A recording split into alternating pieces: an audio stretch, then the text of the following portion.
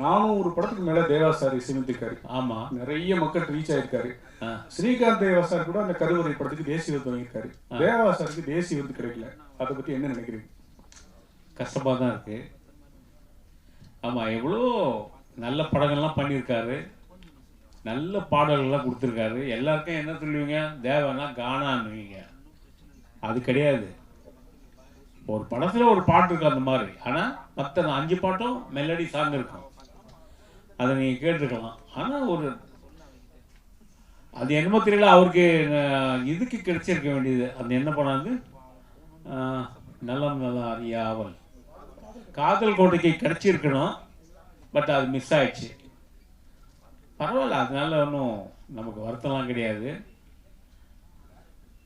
தேவா வாங்கினாலும் அண்ணன் வாங்கலன்னா இந்த பையன் வாங்கிட்டார் இல்லையா, அது போதாதான் நமக்கு இல்லையா? Thank you sir.